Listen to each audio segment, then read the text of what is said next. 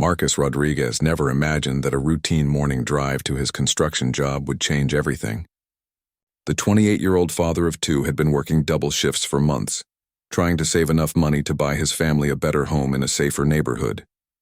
His wife Sarah always worried about him driving when he was tired, but Marcus brushed off her concerns with his usual confident smile. The highway was busy that Tuesday morning in March. Marcus gripped the steering wheel of his old pickup truck, fighting to keep his eyes open. He had worked until midnight the night before, then stayed up another hour helping his daughter with her school project. Coffee wasn't helping anymore, and his eyelids felt like they weighed 100 pounds each. It happened in seconds. A deer bolted across the interstate, causing the car ahead to brake suddenly. Marcus jerked awake just in time to see brake lights blazing red in front of him. He yanked the wheel hard to the right, but his reflexes were too slow. The truck skidded across 3 lanes of traffic before slamming into the concrete barrier at 70 miles per hour. The impact was devastating. Metal twisted and glass exploded as the truck crumpled like paper. Marcus felt his body thrown forward, then sideways, then everything went black. The pickup rolled twice before coming to rest upside down in a ditch beside the highway, steam rising from the engine and fuel leaking onto the asphalt. Other drivers stopped immediately, pulling over and running toward the wreckage. A nurse named Patricia was first to reach the truck. She crawled on her hands and knees to peer inside the crushed cab, expecting the worst. What she saw made her stomach turn. Marcus was trapped upside down, held in place by his seatbelt, blood covering his face and neck. "Call 911 now," Patricia shouted to the crowd gathering around the accident. She tried to reach through the shattered window to check for a pulse, but the truck was too damaged. The roof had collapsed so far that there was barely 18 inches of space inside the cab. Fire trucks and ambulances arrived within minutes, their sirens wailing across the highway. Paramedic James Wilson had seen hundreds of car accidents in his 15-year career, but this one looked impossible. The truck was so badly crushed that the rescue team couldn't even get their equipment close enough to cut Marcus out. "We need the heavy rescue unit," Wilson told his partner. "This guy is pinned in there tight and we don't even know if he's still alive." For 3 hours, rescue workers used hydraulic cutters and spreaders to slowly peel away layers of twisted metal. They worked carefully, knowing that one wrong move could cause more damage to whoever was trapped inside. The crowd of onlookers grew larger as news helicopters circled overhead, and traffic backed up for miles in both directions. Finally, after what felt like an eternity, the rescue team created an opening large enough to reach Marcus. Wilson squeezed through the gap and pressed his fingers against Marcus's neck, searching for signs of life. For several long seconds, he felt nothing. Then, incredibly, he detected a faint pulse. "He's alive," Wilson called out. "Barely, but he's alive. We need to move fast." Getting Marcus out of the truck was like solving a deadly puzzle. Every bone in his body seemed to be broken or damaged. His left leg was twisted at an impossible angle, his right arm was clearly shattered, and blood was pooling from internal injuries. The paramedics worked with surgical precision, stabilizing his neck and spine before carefully extracting him from the wreckage. As they loaded Marcus onto a stretcher, Wilson caught a glimpse of his driver's license that had fallen from his wallet. The photo showed a smiling young man with kind eyes wearing a hard hat and work clothes. This wasn't just another accident victim. This was someone's husband, someone's father, someone who had people counting on him to come home. The helicopter ride to Regional Medical Center took 12 minutes, but Marcus coded twice during the flight. Each time, the flight medic managed to get his heart beating again, but his vital signs were getting weaker. By the time they reached the hospital, Marcus had lost so much blood that his chances of survival were almost zero. Dr. Jennifer Hayes was waiting in the trauma bay when they rushed Marcus inside. She had been practicing emergency medicine for 20 years and could usually tell within minutes whether a patient would make it. One look at Marcus told her everything she needed to know. His injuries were too severe, his blood loss too massive, and his vital signs too unstable. But something about this case bothered Dr. Hayes. Maybe it was the wedding ring on his finger, or the work boots that showed he was someone who made an honest living with his hands. She decided to fight for him, even when logic said it was hopeless. The surgical team worked for 8 hours straight, repairing what they could and trying to stop the internal bleeding. Marcus flatlined 4 more times on the operating table, and each time they managed to bring him back. But the damage was extensive. Broken ribs had punctured his lungs, his pelvis was shattered, and there was swelling on his brain that could cause permanent damage. When Sarah finally got the call about the accident, she collapsed in her kitchen.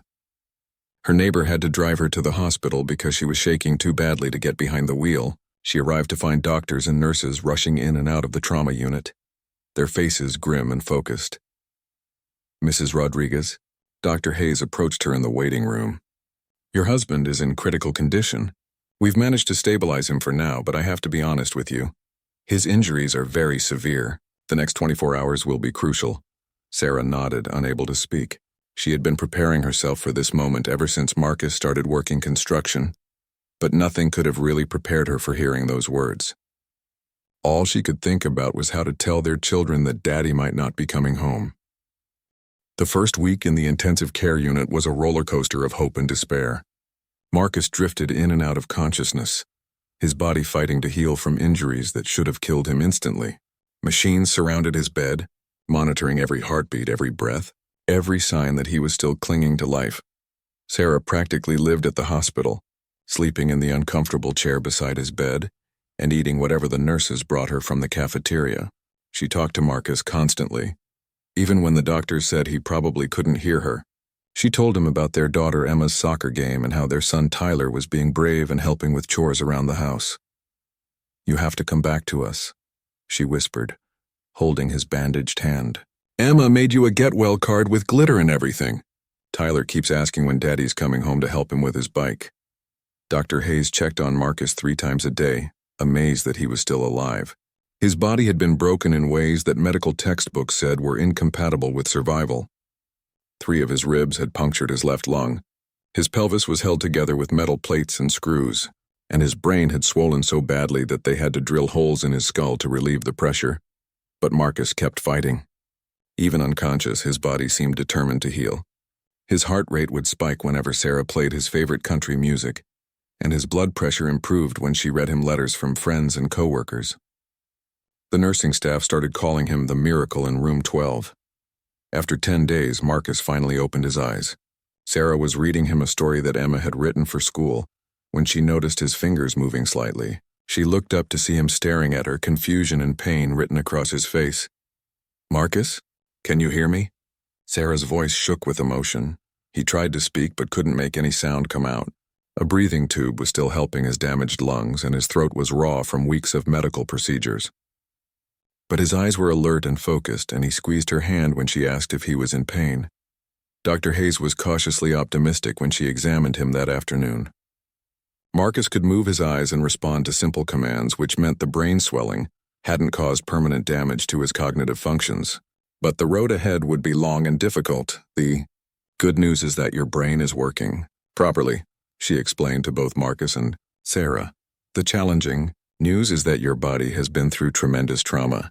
You'll need multiple surgeries to repair your leg and arm, and physical therapy will take months, possibly years." Over the next month, Marcus endured 6 more operations. Surgeons worked to rebuild his shattered left leg, inserting metal rods and pins to hold the bones in proper alignment. His right arm required 3 separate procedures to repair nerve damage and reconstruct the elbow joint that had been crushed in the accident. The pain was unlike anything Marcus had ever experienced. Even with strong medications, every movement felt like fire spreading through his body. Simple tasks like lifting his head or turning to look at Sarah required enormous effort and left him exhausted for hours. Physical therapy began while Marcus was still bedridden. Therapist Linda Chen worked with him daily, helping him regain basic motor functions and preventing his muscles from deteriorating further. At first, Marcus could barely lift his right arm a few inches off the bed. The simplest exercises left him sweating and frustrated. "I used to lift 100-pound beams all day," Marcus said through gritted teeth as he struggled to squeeze a stress ball. "Now I can't even hold a cup of water." Linda had worked with hundreds of trauma patients and knew that mental recovery was often harder than physical healing. "Your body went through something catastrophic," she explained. "But every day you're getting a little bit stronger. Yesterday you couldn't move that arm at all. Today you lifted it 6 inches. Tomorrow it might be 8 inches. The financial pressure on the Rodriguez family was crushing. Marcus's construction company provided some insurance coverage, but it wasn't enough to cover the massive medical bills that kept arriving. Sarah had to take a second job working nights at a grocery store, leaving Emma and Tyler with their grandmother most evenings. Friends and neighbors organized fundraisers to help with expenses. The local church held a spaghetti dinner that raised $3,000. Marcus's co-workers started a collection at the construction site, and even people who barely knew the family contributed what they could. But the bills kept growing faster than the donations could cover them. Sarah tried to hide her stress from Marcus, but he could see the worry in her eyes. He knew that his accident had created problems that went far beyond his physical injuries. The family was drowning in debt, and he felt helpless to do anything about it from his hospital bed. After 6 weeks in intensive care, Marcus was finally stable enough to be moved to a regular hospital room. It was a small victory, but it felt huge to his family. For the first time since the accident, Tyler and Emma were allowed to visit their father. Tyler, who was 8 years old, stood in the doorway afraid to enter the room. Marcus looked so different from the strong, energetic father he remembered. Tubes and wires connected him to various machines, and his face was still swollen and bruised from the accident. "It's okay, buddy," Marcus said softly. "I know I look pretty scary right now, but I'm still your dad." Emma, who was 6, climbed carefully onto the bed and hugged him gently. "Mommy said you were really, really hurt," she said. "But you're going to get better, right, Daddy?" Marcus felt tears in his eyes as he held his daughter. "I'm going to try my best, sweetheart. It might take a long time, but Daddy's going to get better."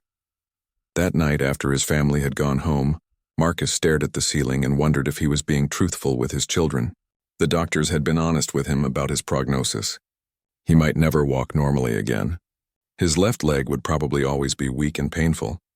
His dominant right arm might never regain full strength or mobility. How could he support his family if he couldn't return to construction work? How could he be the father and husband they needed if he was permanently disabled? For the first time since the accident, Marcus began to wonder if survival was really a blessing or a curse. 3 months after the accident, Marcus was transferred to a rehabilitation hospital across town. The facility specialized in helping trauma patients regain their independence. But Marcus felt anything but independent. He couldn't walk without a walker, couldn't dress himself without help, and couldn't even shower without someone standing nearby in case he fell. The other patients in rehab were dealing with similar challenges, but somehow that made Marcus feel worse instead of better. He watched elderly stroke victims working to relearn how to speak, and young soldiers who had lost limbs in Afghanistan learning to use prosthetics. Everyone around him was fighting to rebuild their lives, but Marcus felt like he was drowning in despair. Physical therapy sessions became a daily torture. Therapist Mike Patterson pushed Marcus to attempt exercises that seemed impossible with his damaged body. Walking between parallel bars for 10 feet left, Marcus exhausted and in agony. Lifting 5-pound weights with his injured arm made him want to scream in frustration. "I can't do this," Marcus said one afternoon, throwing down the resistance band he was supposed to be stretching. "What's the point? I'm never going to be normal again." Mike had worked with hundreds of patients over the years and recognized the signs of depression that often accompanied severe injuries. "Normal is different for everyone," he said calmly. "Your normal before the accident was working construction 12 hours a day. Your new normal might be something completely different, but that doesn't mean it can't be good." But Marcus wasn't ready to hear about a new normal. All he could think about was everything he had lost. His career was over. No construction company would hire someone who couldn't lift heavy materials or climb scaffolding. His body was a constant source of pain and limitation. Even simple tasks like getting out of bed or walking to the bathroom required enormous effort and planning. The financial situation at home was getting desperate. Sarah was working 16-hour days between her regular job and the night shift at the grocery store, but it wasn't enough to cover the mortgage, medical bills, and basic living expenses. The insurance company was fighting some of the claims, and collection agencies had started calling about unpaid hospital bills. Sarah tried to stay positive during her daily visits, but Marcus could see the exhaustion in her eyes. She had lost weight from stress and working too much, and she barely had energy to play with Emma and Tyler when she was home. The family was falling apart, and Marcus blamed himself for all of it. "Maybe you should just leave me," Marcus said one evening as Sarah helped him with dinner. His hands shook too badly to hold a fork properly, and he had to eat slowly to avoid choking. "You and the kids would be better off without me dragging you down." Sarah set down her own food and stared at him. Don't you ever say that again. We're a family and families stick together no matter what. Look at me, Sarah, Marcus said bitterly. I'm not the man you married. I can't work, I can't even take care of myself, let alone take care of you and the kids. All I do is cost money and cause problems. The conversation ended in angry silence, with Sarah crying quietly, and Marcus staring out the window at other patients in the courtyard below. Some were in wheelchairs, others used walkers or canes, but they were moving around and talking with visitors. Marcus felt completely isolated, even when surrounded by people. His depression deepened over the following weeks. Marcus stopped participating in group therapy sessions and barely spoke during his individual counseling appointments. He went through the motions of physical therapy, but without any real effort or hope of improvement. The turning point came on a particularly bad day in late June. Marcus had fallen in the bathroom while trying to shower alone, and it took 2 orderlies to help him back to his feet. His left leg had given out completely, and he lay on the cold tile floor for several minutes before pressing the emergency button for help. Lying there, naked and helpless, Marcus felt like he had hit rock bottom. He couldn't even perform the most basic human functions without assistance. What kind of life was this? What kind of future could he possibly have? That night, Sarah found Marcus staring at a bottle of pain medication that his doctor had prescribed. He had been hoarding pills instead of taking them, and there were enough in the bottle to cause serious harm if taken all at once. "Marcus, what are you thinking about?" Sarah asked quietly, recognizing the dangerous look in his eyes. "I'm thinking about how much easier things would be for everyone if I wasn't here," Marcus replied without looking at her. "The life insurance would pay off all our debts. You could start over without having to take care of an invalid." Sarah sat down on the edge of his bed and took the medication bottle from his hands. "Is that really what you think? That we'd be better off without you? Wouldn't you be?" Marcus asked. "Look at what my accident has done to our family.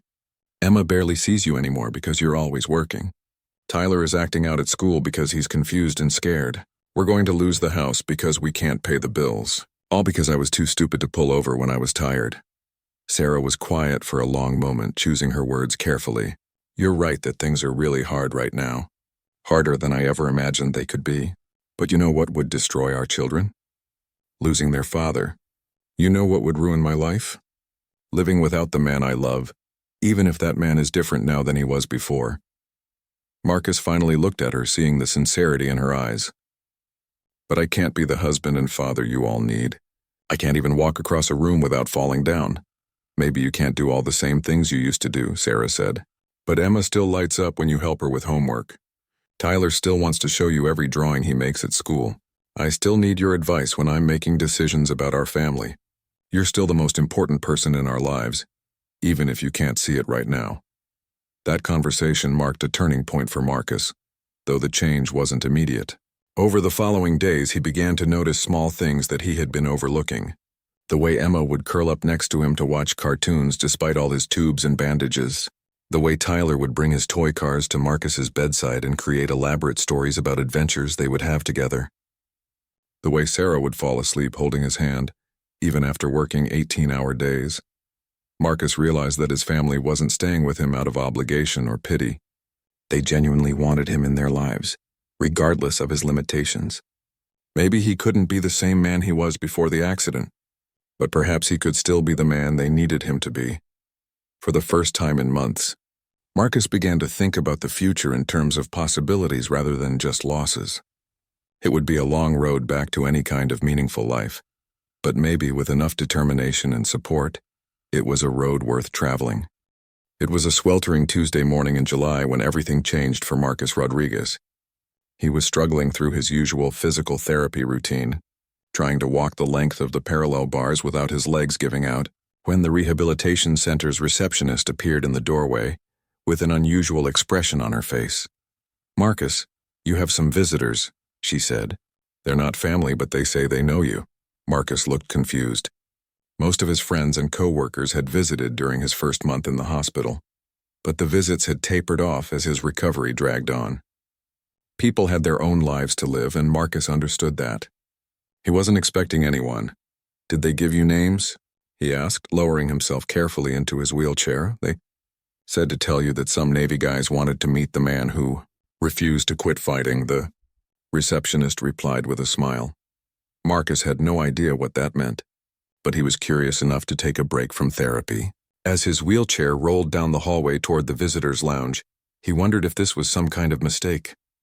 He had never served in the military and didn't know anyone in the Navy personally. What he found in the visitors' lounge took his breath away. 3 men in Navy uniforms stood as he entered the room. They weren't ordinary sailors. Even Marcus could tell from their bearing and the intensity in their eyes that these were special operations troops. The kind of men who did dangerous missions that regular people never heard about. The oldest of the 3, a man with graying hair and scars on his hands, stepped forward first. "Marcus Rodriguez? I'm Chief Petty Officer David Reeves, and these are Petty Officers Mike Santos and Tommy Liu. We're Navy SEALs stationed at the base about an hour south of here." Marcus shook hands with each man, still confused about why they were visiting him. "It's nice to meet you all, but I think there might be some mistake. I don't know anyone in the military." Chief Reeves smiled and pulled up a chair so he could sit at eye level with Marcus. "There's no mistake. We heard about your accident and your recovery from one of the nurses here. Her brother is a corpsman who works with our unit sometimes. She told him about a patient who kept fighting to live even when everyone thought he was going to die. We read the news reports about your crash," added Santos, a stocky man with kind eyes. "The paramedic said you should have been dead at the scene. The doctor said you coded 6 times during surgery, but you kept coming back." Marcus felt uncomfortable with the attention. "I don't know why I survived when I should have died. I certainly don't feel like I did anything heroic. Most days I feel like giving up." "That's exactly why we're here," said Liu, the youngest of the 3. "We know what it's like to face impossible odds and feel like quitting. Every SEAL has been in situations where continuing seemed pointless, where the mission looked hopeless, where it would have been easier to just give up." Chief Reeves leaned forward. "The thing is, we've learned that the difference between success and failure isn't physical strength or perfect conditions. It's mental toughness. It's the decision to keep going when everything inside you wants to quit. And from what we've heard, you've already demonstrated that kind of mental toughness." Marcus shook his head. "You guys don't understand. I'm not tough anymore. I can barely walk across a room. I can't work or support my family. Some days I can't even get dressed without help. How is that tough?" Santos smiled and rolled up his sleeve, revealing a prosthetic arm that Marcus hadn't noticed before. "I lost this in Afghanistan 3 years ago. For months afterward, I thought my life was over. I couldn't do the job I loved, couldn't perform the missions I had trained for my entire adult life. I felt useless and broken." "What changed?" Marcus asked, genuinely curious. "I realized that being tough isn't about what your body can do," Santos explained. "It's about what your mind chooses to do when your body fails you. Every day I wake up and choose to adapt, to find new ways to serve my country and my team. Some days that choice is harder than others, but it's still a choice." Chief Reeves nodded. "We've worked with wounded warriors who lost legs, arms, even their sight, but who found ways to continue serving and living meaningful lives. The key is understanding that your value as a person isn't determined by your physical capabilities." Liu pulled out his phone and showed Marcus a photo of a group of veterans at what looked like a charity event. "This is our monthly volunteer project. We work with at-risk kids in the inner city, teaching them about goal setting and perseverance. Half the guys in this picture have permanent injuries from their service, but they're making a huge difference in these kids' lives. The point is," Chief Reeves continued, "your mission isn't over just because it's different now. Your family needs you to be their father and husband. Maybe you can't provide for them the same way you used to, but there are other ways to serve them and serve your community." Marcus felt something stirring inside him that he hadn't experienced in months, a flicker of hope. "But what can I possibly do? I can't even walk normally," Santos laughed. "Some of the most effective leaders I know are guys who had to overcome major challenges. They understand struggle in a way that makes them incredibly good at helping other people who are struggling. You've been through something that most people can't even imagine surviving. That experience has value." The 3 SEALs spent 2 hours with Marcus that day, sharing stories about their own challenges and the teammates they had known who overcame seemingly impossible obstacles. They talked about the importance of setting small, achievable goals and celebrating incremental progress. They discussed the mental strategies that special operations troops use to push through pain and discouragement. "Here's what we want you to try," Chief Reeves said as they prepared to leave. Instead of focusing on everything you can't do, make a list of one thing you can do better today than you could do yesterday. Maybe it's walking 10 more steps or holding a fork more steadily or helping your daughter with a math problem. We're going to check on you in 2 weeks, Santos added, and we want to hear about your progress no matter how small it seems. Lou handed Marcus a card with their contact information. If you ever feel like giving up, call us, day or night. We've all been in dark places and we know how to help each other through them. After they left, Marcus sat in the visitors' lounge for a long time, thinking about their conversation. These were men who had faced enemy fire and life-threatening missions, yet they had taken time out of their schedule to visit a broken construction worker they had never met. They saw something in him that he couldn't see in himself. That evening, when Sarah arrived for her daily visit, she found Marcus sitting up straighter and looking more alert than he had in weeks. "You look different," she said, settling into the chair beside his bed. "Did something happen today?" Marcus told her about the SEALs' visit and their message about mental toughness and finding new ways to serve. "They made me realize that I've been so focused on what I lost that I forgot to think about what I still have to offer." Sarah felt tears in her eyes. "I've been trying to tell you that for months." "I know you have," Marcus said, taking her hand. "I guess I needed to hear it from people who understand what it means to refuse to quit. They're coming back in 2 weeks, and I want to have something positive to report." For the first time since the accident, Marcus went to sleep that night thinking about goals rather than limitations. The road ahead was still long and difficult, but now he had guides who had traveled similar paths and emerged stronger on the other side. The change in Marcus wasn't immediate, but it was noticeable. Over the 2 weeks following the SEALs' visit, he approached his rehabilitation with renewed determination. Instead of going through the motions during physical therapy, he pushed himself to complete every exercise and asked for additional challenges when the standard routine became too easy.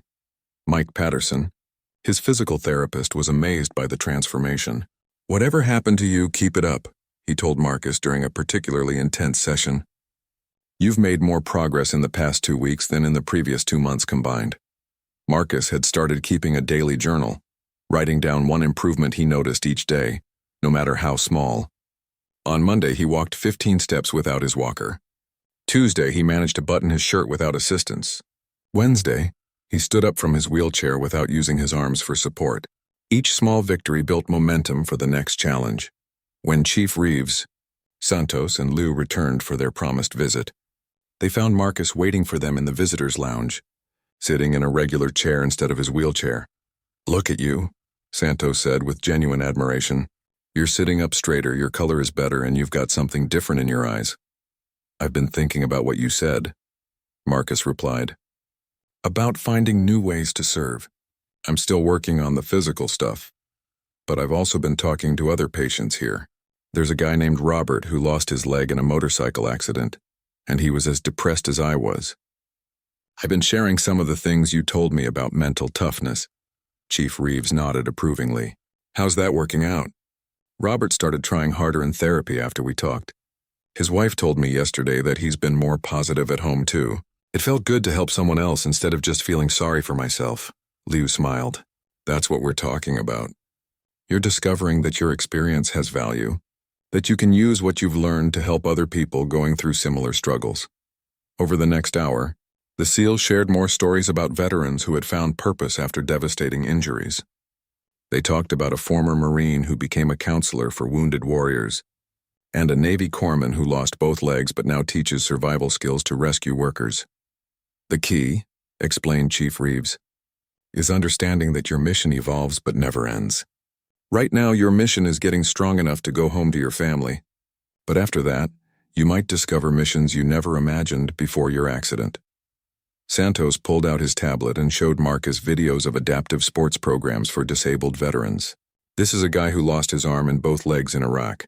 Now he competes in Paralympic swimming and coaches other amputees. This woman lost her sight from an IED explosion, but she's a motivational speaker who travels the country inspiring people. I'm not saying you need to become an Olympic athlete," Lou added quickly, "but there are dozens of ways to turn your experience into something that helps others. Peer counseling, speaking to safety groups about the importance of rest breaks, mentoring other accident victims.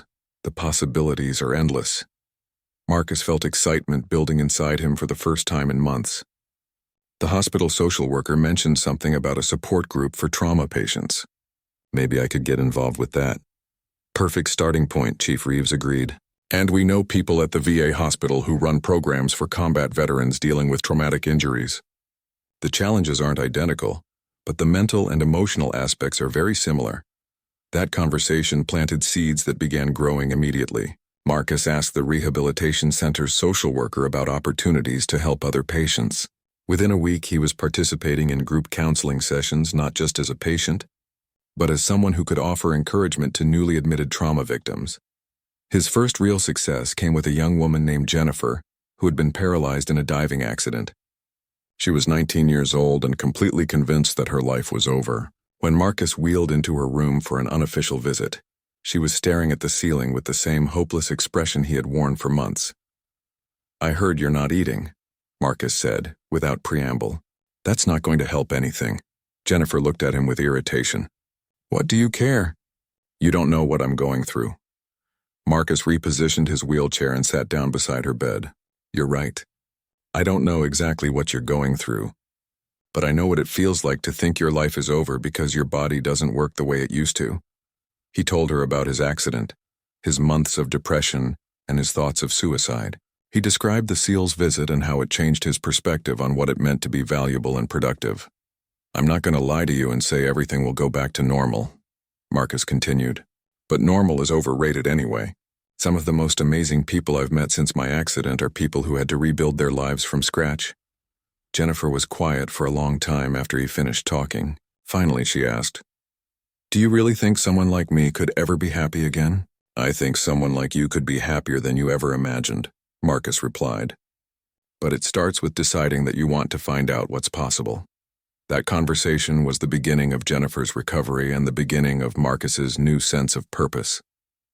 Over the following weeks, he spent time with several patients, sharing his story and listening to theirs. The hospital staff noticed that patients who talked with Marcus showed faster improvement in their mental health and greater cooperation with their treatment plans. Dr. Hayes, who had been following Marcus's progress since the day of his accident, called him into her office for a meeting.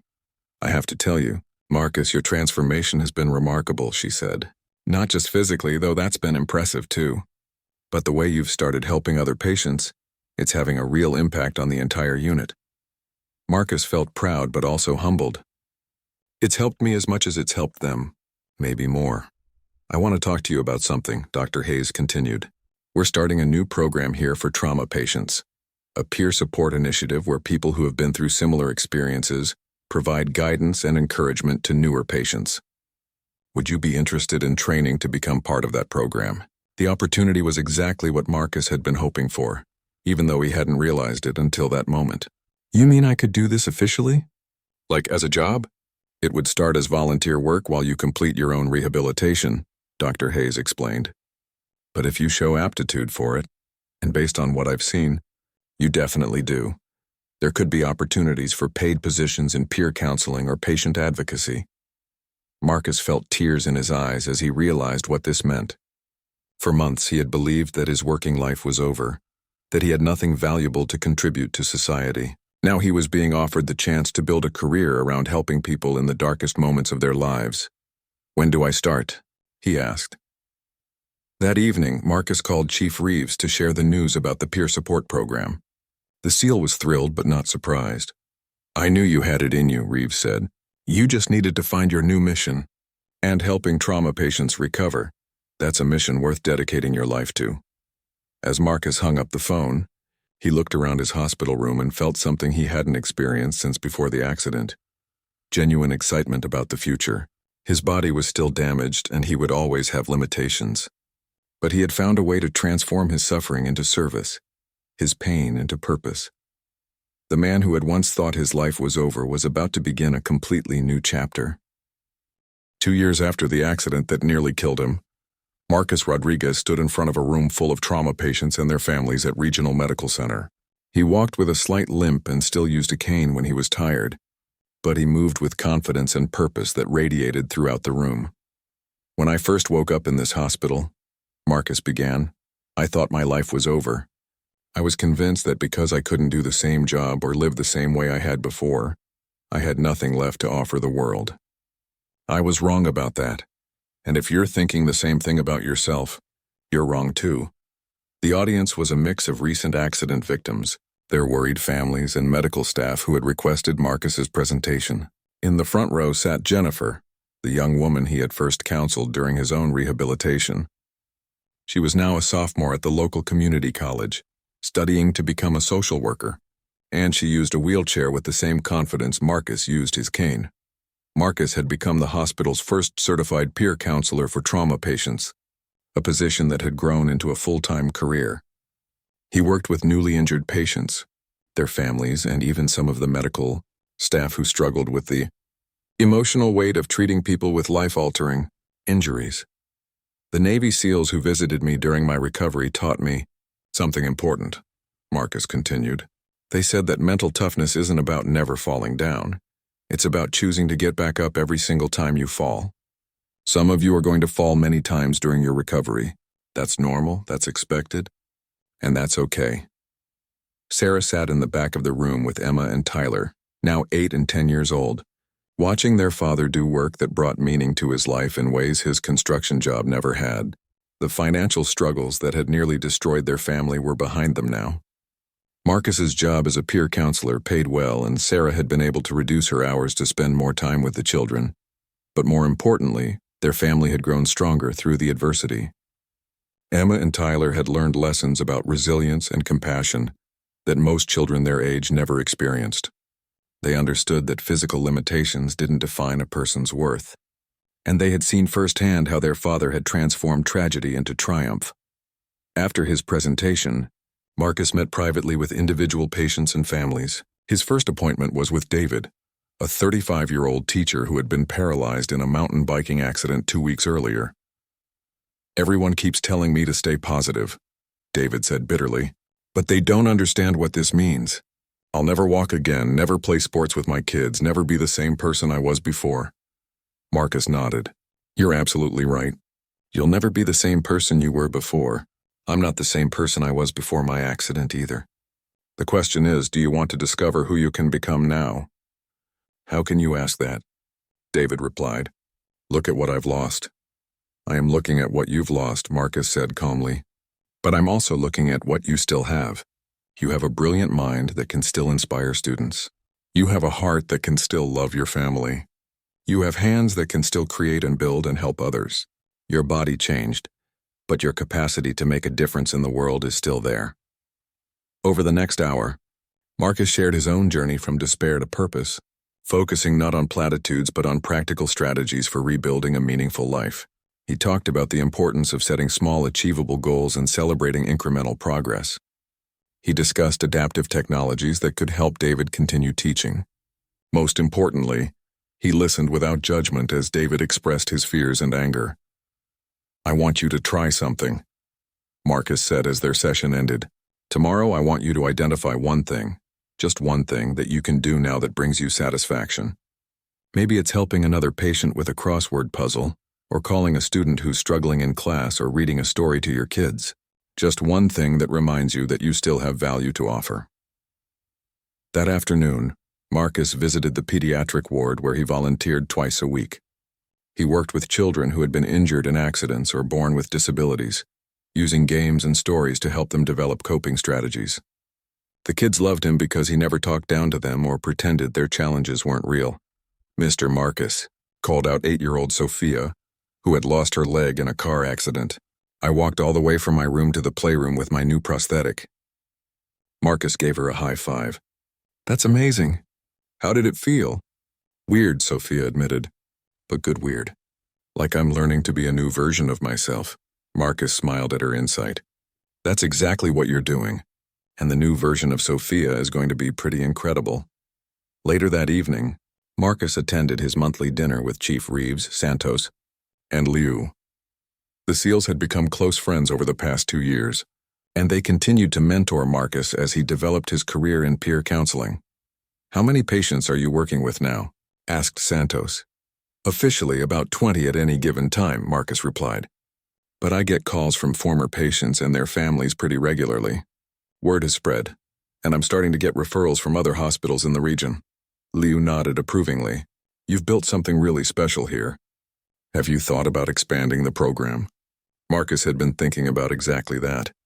Dr. Hayes and I have been discussing the possibility of training other former patients to become peer counselors. There's definitely demand for more programs like this. What would you need to make that happen? Chief Reeves asked. Funding, mostly. Training materials, certification processes, administrative support. It's a big undertaking, but I think we could help a lot more people if we could scale up. Santos pulled out his phone. I might know some people who could help with that. There are foundations that specifically fund programs for trauma survivors, and some of the veteran organizations we work with have experience setting up peer support networks. As they discussed possibilities for expanding the program, Marcus reflected on how dramatically his life had changed. 2 years ago, he had been a construction worker focused primarily on providing financial security for his family. Now he was a peer counselor whose work touched dozens of lives every month, with the potential to impact hundreds or thousands more. The transformation hadn't been easy. There had been setbacks and dark days, moments when the old despair tried to return. His body still caused him pain and he would always have physical limitations. But Marcus had learned that purpose could be more powerful than pain, and that meaning could emerge from the most unlikely circumstances. As he drove home that night, Marcus thought about the presentation he would give the next day to a group of emergency responders. He would tell them about the importance of maintaining hope when dealing with trauma victims, about the difference between surviving and thriving, and about the remarkable resilience of the human spirit. At home, Emma was waiting up to show him a school project about heroes in the community. She had written about her father and included a photo of him speaking to a group at the hospital. My dad was hurt really bad in a car accident, Emma had written, but he didn't let that stop him from helping other people who got hurt too. He shows them that being different doesn't mean being broken, and that everyone has something important to give to the world. Marcus hugged his daughter and felt tears in his eyes. The life he was living now wasn't the life he had planned before his accident. It was better, more meaningful, more connected to other people's needs, more aligned with values he hadn't even known he possessed. The Navy SEALs had been right when they told him that his mission wasn't over, just different. Marcus had found his new mission, and it was greater than anything he could have imagined when he was lying broken in that hospital bed, certain that his best days were behind him. Some hearts stop beating because they're damaged beyond repair. But some hearts, even after being broken and left for dead, discover that they can beat with a strength and purpose they never knew they possessed. Marcus Rodriguez had found his heart still beating beneath the wreckage, and now he was helping others find theirs too.